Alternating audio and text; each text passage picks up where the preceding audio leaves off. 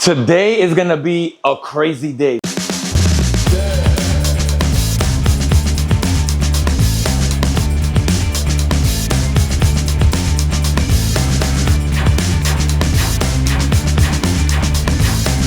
First of all, don't mind my mess.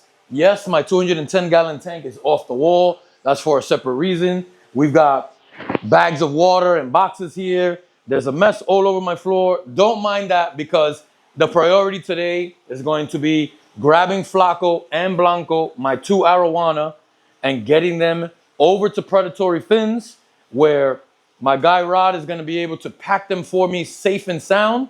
And then we're going to ship them over to Ozzy, where they're going to have a bigger and much better home. Let's go grab the first one. This is going to be rough. Here we go. I want to wait for Flaco to get over here. He's going to turn around. Whoa. So I'm using only this side to get them, because I don't want to take the glass tops off anywhere else where they could potentially jump out and fall behind the tank. That would be a disaster, because I can't get back there to get them. So if they're gonna jump out, I'd rather they jump out on this corner. I wanna get Flaco out of there first, but you know what? Blanco's right here, so we're gonna go for him. I should move this tree out of the way, because it's gonna become a problem. He already knows to go around it, and this net is definitely not big enough for them. So watch out for splashing. Here we go, here we go.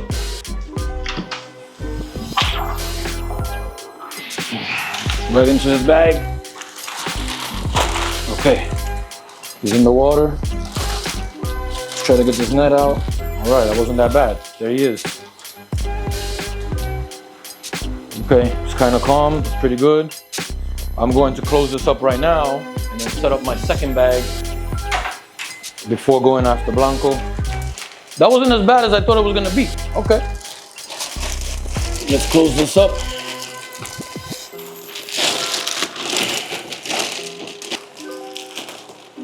All right, I'm gonna use the same bin to fill up bag number 2. So I'm gonna take this out. Oh boy. Set my guy down right here. Nice and gentle-like. Yeah, that's not really good. Hopefully there's enough water in there for him. If we don't see the bag popping and jumping, then he's okay. So let's fill up the second bag.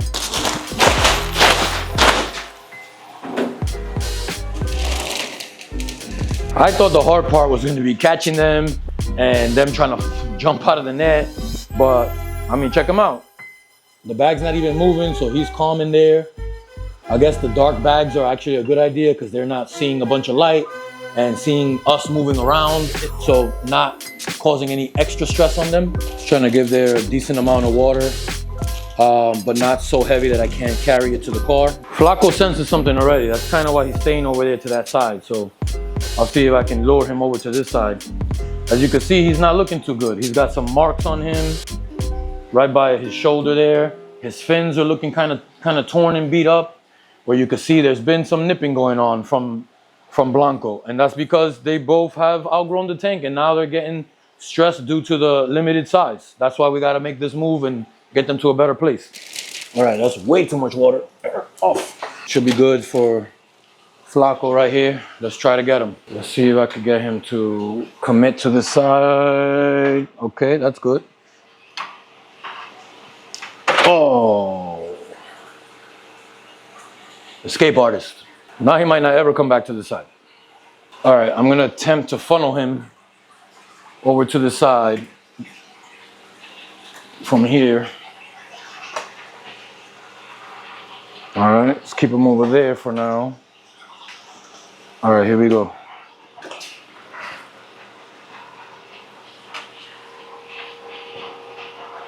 We got him.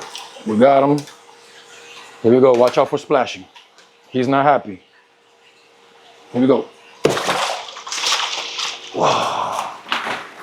All right, right into the bag. He's in the water. Let's get him out of the net. There we go. Where is he? There he is. Got hit by some strays, little splashing, but not too bad. So I know he's got a good cushion of water because he's contained in that box. My boy Blanco's on the floor and I don't like that. So we're gonna head out and put him in the car first and then bring the box over to the car. Okay. Ready? He don't like that. I gotta grab it from the bottom. Here we go.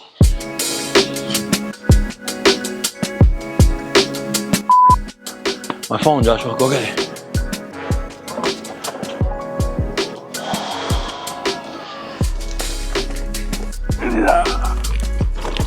Okay. All right, that's a temporary hold. Let's go get Flaco. That's why I do deadlifts in the gym. Wow. All right, now I want to put this bag in the box too, just to contain it so it's not rolling around while I'm driving. Okay. Okay, I'm sorry guys, I'm sorry. Okay, I got both knots up on top. They're contained in the styrofoam box. And I'm not wasting any more time. Let's get on the road, get them over to Rod, Predatory Fits. Cut it. On our way to Predatories right now, and my main concern are those weak knots that I put into those bags. And I'm worried that the bag might roll over and the water might start spilling out. Not only about spilling into my car, but then the Arowana might not have enough water. So I'm keeping an eye on them from here and making sure that I can see those knots and that they stay upright. But we're only like 25 minutes away from Rod, so shouldn't be a problem. Let's go.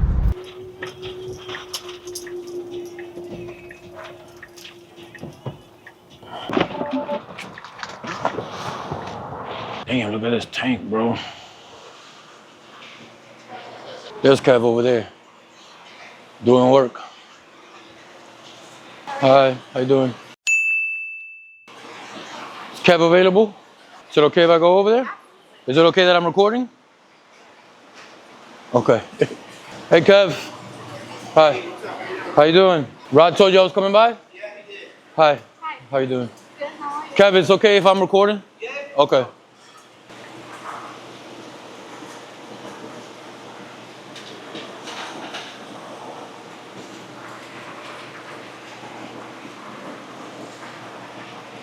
How much you guys let these rays go for? They vary in price. These right here, these black diamonds. I mean, they look really nice. But... Yeah, these are actually hybrids. They're super white cross. Oh. So they're probably gonna be in like anywhere from like 1,200 up to like 1,800, maybe, and like those two like much nicer ones, probably like in the mid twos. Wow. Yeah. The black diamonds that are like pure black diamonds would cost more. Not necessarily. It all goes by pattern. Like if you take a look over here, these are pure, but they've been selectively bred for like so many years now that you see that there's like so many spots on them now, and it's just like very symmetrical, very appealing. Whereas traditional black diamonds, it's more black with just a little bit of spots. Listen, Kev, I didn't come here to spend money today. Yeah, I got you. But these guys look amazing. What would one of those guys go for?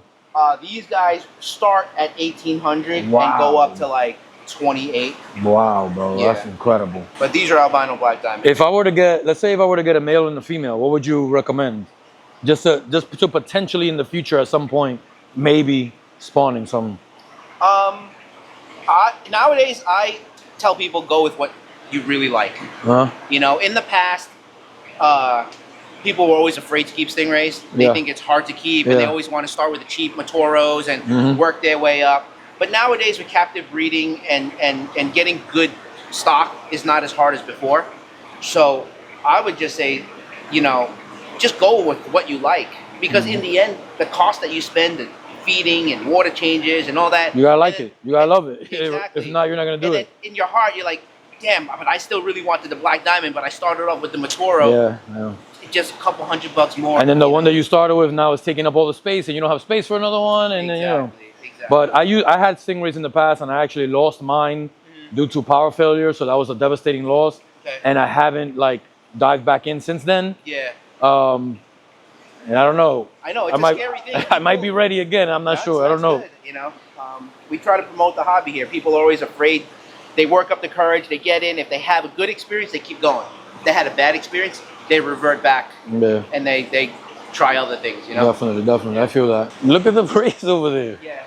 So you guys is it mostly rays, or I mean I know you got a bunch of different stuff, but you got a ton of rays. Yeah, yeah. Well, I mean, I'm stingray biology, right? So I gotta have my rays, and then Rod is predatory fins, the monster fish. So you know, it's a mix of everything. It's a good mix. Yeah. I'll tell you that much. Look at this humongoid right here. Let me just guess and say he costs like 10 grand. I don't know. I don't have the money for stingrays today. I don't have it. I don't have it. So I got 2 Arowanas in the trunk right now, in a bag that's probably not the best for them. All right, let's bring it in. But it'll hold the shape at least. I'm sorry, buddies. Box down? Yep. Thanks. Perfect. There we go. Oh boy, look at that wet trunk full of Arowana poop. So it's 2 Arowanas? 2 Arowanas, a silver and an albino. How big would you say they are? Probably a little more than that, maybe 30 inches, maybe something like that, yeah. Both of them are Yeah, about that, yeah. Watch your head. All right, we got 2 right there. Check the leaks out right here. See the drips on the bottom there? So we already popped a little hole or something in the bag. That's why we gotta get them out of here quick.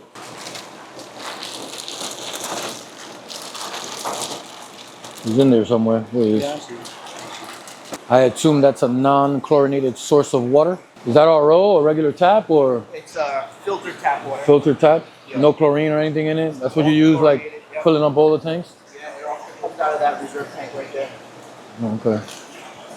So it runs to a big Oh, carbon wow. filter. Look at this thing. Look how big that is. 2 of them? Wow. Oh, yeah, get both. Oh, I didn't even see that one. First one's so big, it's blocking the other one. So as far as pH, Kev, what's the pH coming out of there? About 7.0. And Our you- tap here is 7.0. So you just leave it consistent, you don't mess with it, no matter the fish.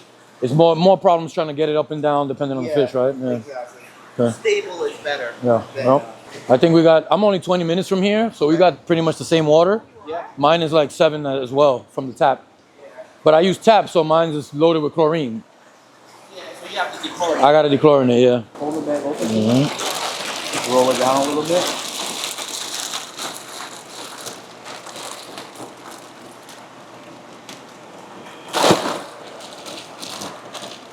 Okay. That wasn't too bad.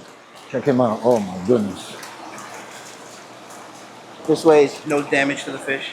You see the damage that he has on him already? Yeah, that's from him getting beat up, you know? Okay, And look, okay. and you see his fins, how nipped they are in the back? Yeah. He's the one getting more beat up. The other one is pristine. So this is the part that I knew was necessary and I couldn't facilitate was the oxygen. I wasn't trying to just blow air into the bag and then tie it up like, you know, blow my own carbon dioxide into it, right? See that technique? That's a skill. Years and years of practice.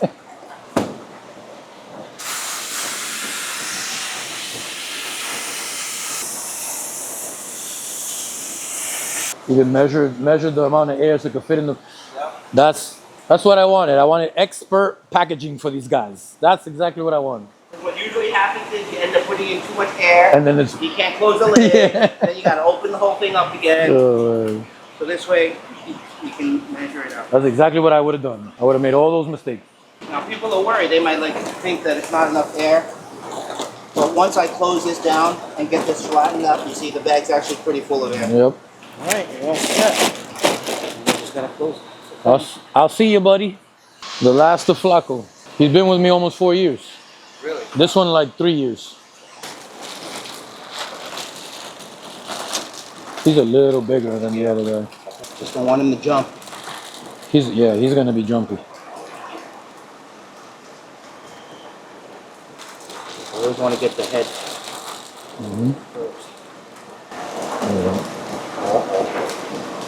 Getting a little active. Mm-hmm. There we go. Nice scoop. Yeah.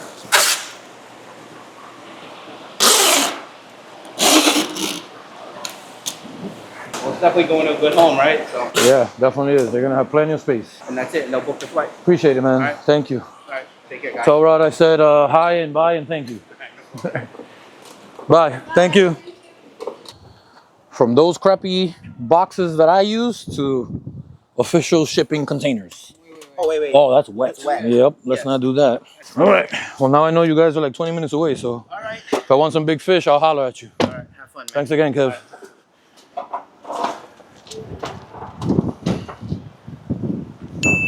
Expert packing level accomplished. We are good to go to the airport and get these guys on a plane ASAP. Box 1. Right on here? Yep. Oh, okay. Go ahead, box 2. Wow. All right.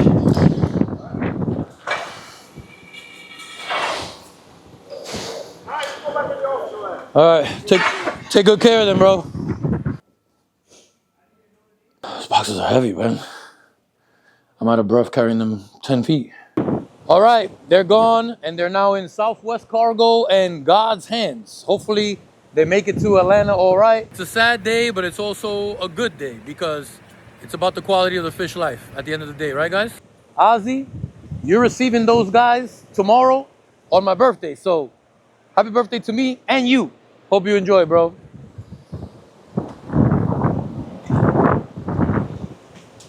Cut it. One eternity later. All right, we have Flaco right here. I can see he was a little beat up, just like Kev said. So we're gonna acclimate him so we can add him to the tank. We're just gonna grab the bottom slowly, let the water go in here.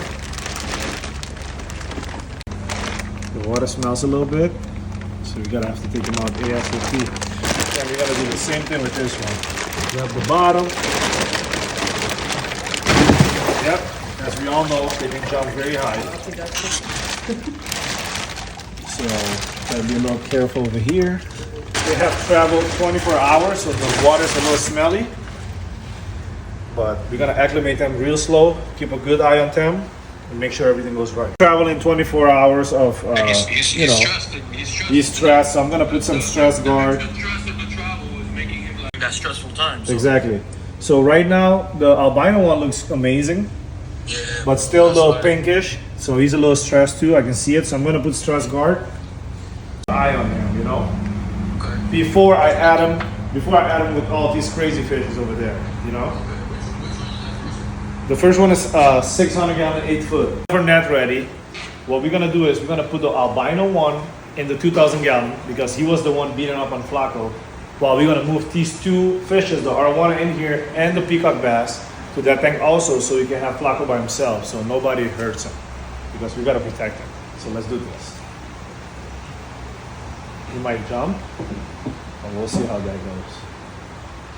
He's chill so far, so I gotta move quickly.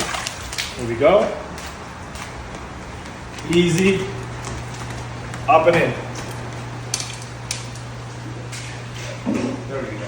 That was so easy. Look at him. So easy. That is awesome. Oh, he's beautiful. We're gonna put our C-Cam stress guard so Flaco can relax and chill. He just had 24 hours of travel. It's finally time to add Flaco to this 600 gallon so we can keep an eye on him and treat him. We already moved out of fish in there. We had a crazy adventure happen. You guys will see that in the video, but here we go. Flaco looks active, so I like that. Hopefully he doesn't jump like the other one just did. Please be nice, Flaco. Don't jump. You just go into this thing. Don't jump. All right, go in nicely. There you go. Behave. Calm down. Calm down.